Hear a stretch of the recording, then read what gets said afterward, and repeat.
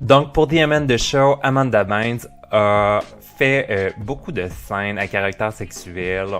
On a beaucoup de vidéos, mais ils sont rapidement effacés sur les internets. Puis c'est normal aussi là qu'on bannisse ça, là, mais quand on veut chercher des scènes qui sont étranges de ces shows-là, elles sont tout de suite supprimées. On sait pas par qui. J'ai l'impression qu'il y a quelqu'un qui veut cacher ça pour ne pas nuire à sa carrière et selon moi, ok, ça peut changer mon avis, mais selon moi, c'est Dan Schneider qui essaie de bloquer ça le plus possible. Donc, avec The Amanda Show, Amanda Bynes a remporté plusieurs trophées lors des Kids' Choice Awards. C'était l'actrice la plus prolifique de sa génération.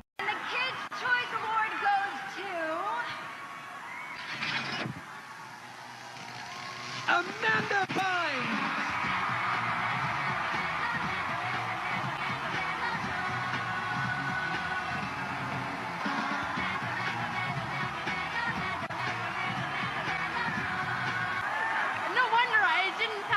Saying anything because there was no mic. Thank you guys so much. This is such a big honor. You guys are the best. I have so much fun doing my show. It's such a wonderful thing. Thank you to Nickelodeon. Kids Roll. Thank you guys so much. De plus en plus, elle se faisait dire des commentaires sur son physique lors des tournages par les producteurs ou par ses co-acteurs ou comédiens. Elle a ensuite joué dans plusieurs films, dont She's the Man en 2006. Où elle interprétait une jeune fille qui se faisait passer pour son frère pour pouvoir jouer au soccer dans son école. Elle était aux côtés de Channing Tatum. Elle dit avoir eu vraiment beaucoup de plaisir à jouer avec lui. C'est même elle qui a poussé à ce que ce soit lui parce que les producteurs trouvaient qu'il était un petit peu trop vieux pour jouer dans ce rôle-là. Et puis elle a dit aux producteurs, ben non, c'est un bel homme, vous allez voir, ça va vraiment pogner avec lui. Et puis effectivement, le film a eu un grand succès. À la sortie du film, Amanda Bynes a commencé à avoir beaucoup de complexes sur son physique. En fait, elle n'a pas du tout aimé se voir déguisée en garçon pour le film. Et puis, c'est là qu'elle a commencé à se dire « Ah, je suis vraiment laide ». C'est là qu'elle a développé son obsession pour la beauté. Dans plusieurs vidéos tournées par des paparazzis où elle ne veut pas prendre de vidéos parce qu'elle se dit « Ah, je suis laide, non, je suis pas belle aujourd'hui, je suis pas maquillée, je suis un petit peu grosse, prenez-moi pas de ce profil-là, ça fonctionne pas. » You have to delete that one on my face. I need to look beautiful. And it's a bad shot, alright? Please. Et l'année d'après, en 2007, elle a joué dans Hairspray. Et dans ce film-là, elle chantait, elle jouait, elle a fait ça magnifiquement bien. Mais malheureusement, quand elle s'est vue à l'écran, elle s'est trouvée tellement pas bonne. Elle a pas aimé son look et elle s'est trouvée grosse. C'est là qu'est devenue son obsession pour la minceur. Elle voulait maigrir, mais elle mangeait presque plus. Elle s'est fait offrir aussi des drogues pour maigrir et pour un peu oublier comment elle se percevait. Et puis, ces drogues-là, ben, ça l'a bien sûr remporté dans un enfer. Mais un petit peu plus tard, parce que en 2010, elle a joué dans le film Easy A aux côtés de Emma Stone. Et puis là, elle s'est vue puis elle s'est trouvée encore très grosse. Tu sais, on sait pas si c'est le fait qu'elle prenait de la drogue, de l'alcool ou quoi que ce soit, mais c'est vrai qu'elle avait pris un petit peu de poids. C'est pas alarmant, moi je la trouve vraiment très belle, là. Elle est pas grosse, puis même si t'es grosse, tu peux être belle, là, honnêtement, là, ça n'a pas rapport, là. Mais c'est ça, elle s'est trouvée grosse, et puis elle a pas du tout aimé se voir dans ce film-là, elle a pas du tout aimé se voir dans ce rôle-là, et puis c'est la même année, en 2010, qu'elle annonce sur Twitter qu'elle met fin à sa carrière d'actrice. Elle était alors âgée de seulement 24 ans et elle a annoncé qu'elle prenait sa retraite.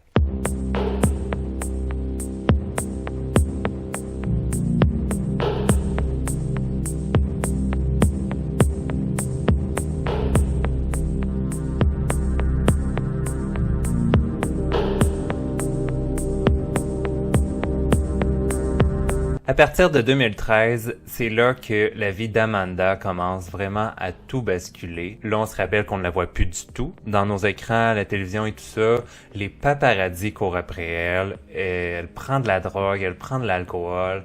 Et puis tout bascule pour elle. Elle a été arrêtée maintes fois pour conduite en état d'ébriété. On lui a même enlevé son permis de conduire. Et puis, elle a continué à prendre sa voiture. Elle a été réarrêtée pour conduite en état d'ébriété. Elle a aussi été aperçue dans un stationnement chez quelqu'un, devant une maison. Elle aurait mis le feu à un chandail et l'aurait lancé dans le stationnement avec du gaz. Et puis, elle fixait le feu sans rien dire. Et puis la personne, elle a appelé la police, évidemment. Tu sais, il y a quelqu'un qui met le feu dans ton stationnement, tu sais pas c'est qui, elle a l'air dans un état un peu psychotique. Et effectivement, c'était Amanda Bynes qui était dans un état un peu de psychose, de schizophrénie. Yeah, I saw this girl laying down right here with her left pant leg on fire. When I look at her, I'm like, it's Amanda Bynes. She was like really frantic, like she wanted to get out of there. And she's like, my dog, has been burned. He says Bynes tried hailing a cab to get away. I was like, don't take her. I don't know what's going on with her at all. Like, do not let her in the car. Et elle a été hospitalisée à ce moment-là en raison de troubles mentaux. Il n'a pas fallu attendre longtemps avant que ses parents demandent la tutelle, ou comme on appelle aussi le conservatorship, un peu comme Britney Spears. Donc ça, en fait, c'est ses parents qui ont demandé à avoir un peu le contrôle sur son argent, parce qu'à ce moment-là, Amanda Bynes, elle avait fait beaucoup de films, beaucoup de séries, et puis elle avait vraiment énormément d'argent de côté pour elle. Elle avait fait beaucoup d'argent avec ces émissions-là, ces séries-là, ces films-là. Donc, ses parents ont voulu la protéger, en quelque sorte, en ayant le contrôle total sur ses dépenses, sur son argent, je dirais pas sur elle, mais presque, là, parce que ses parents en ont beaucoup profité, puis ils l'ont beaucoup bloqué par rapport à ça, puis ça l'a pas vraiment aidé Amanda à se sentir mieux. Ensuite, on découvre qu'Amanda est effectivement atteinte de schizophrénie, et puis de dépendance aux drogues et à l'alcool.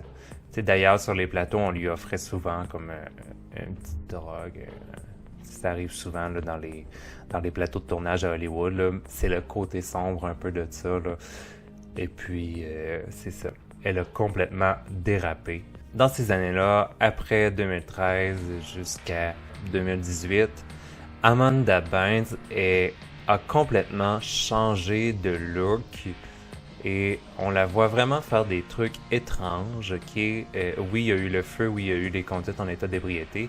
Elle a dû se rendre au palais de justice pour une de ces inconduites qu'elle a faites. Et puis, elle est arrivée là, vêtue d'une perruque blonde, étrange, un peu mal placée, les cheveux dans le visage et tout ça. Puis, on voit vraiment que Amanda n'est plus du tout ce qu'elle était. Elle est plus du tout là. Elle est complètement dans un épisode de trouble mental.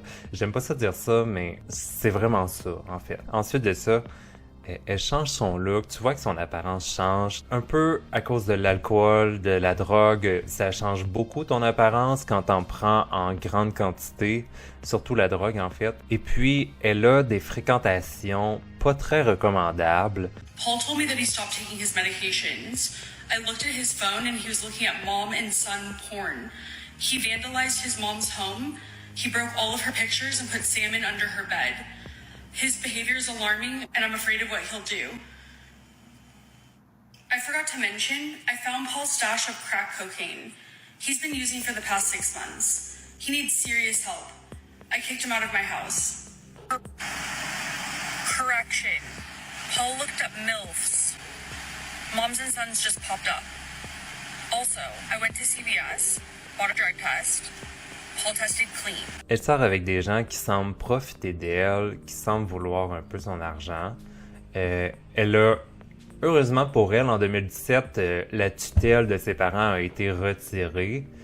Elle a pu reprendre le contrôle de ses finances sans supervision. C'est la cour qui a décidé ça. Mais tu vois qu'elle en fait pas super bon usage. Oui, elle essaye de se reprendre en main, mais elle fait beaucoup de changements de vie. Ok, elle est très fâchée après ses parents. Même que tu vois sur Twitter qu'elle fait des messages étranges où elle dit que son père l'aurait violée, l'aurait séquestrée. Elle envoie des tweets aussi à Rihanna pour lui dire qu'elle est vraiment laide. Elle envoie aussi des tweets à Drake pour dire « Murder my vagina ». Tu vois qu'elle ne va pas bien. Et puis, elle a pas l'aide nécessaire. T'es rendu à accuser ton père d'agression, là. C'est grave. Là. Et puis, quelques heures après, tu dis « Non, c'est pas vrai.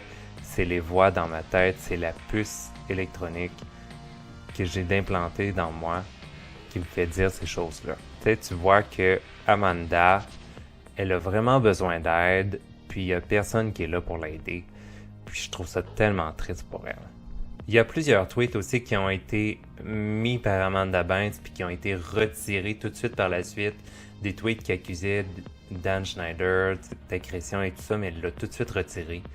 Donc, il y a certaines personnes qui l'ont vu, mais on n'a aucune preuve que ces tweets-là ont été publiés, sauf qu'il y a beaucoup de personnes qui l'ont vu, puis que quelques minutes plus tard, ils ont été retirés.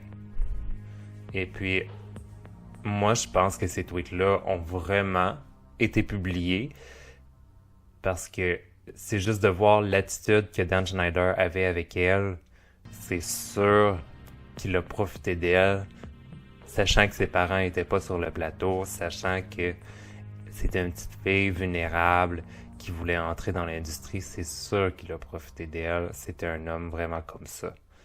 Et c'est ça aussi qui a probablement amené Amanda à prendre des drogues, prendre de l'alcool pour éviter ce problème-là. Pour, tu sais, souvent quand tu as un problème aussi grave dans la vie, ben certaines personnes, pour eux, c'est une façon de s'en échapper, c'est une façon de ne plus y penser pendant quelques instants, mais c'est pas une solution.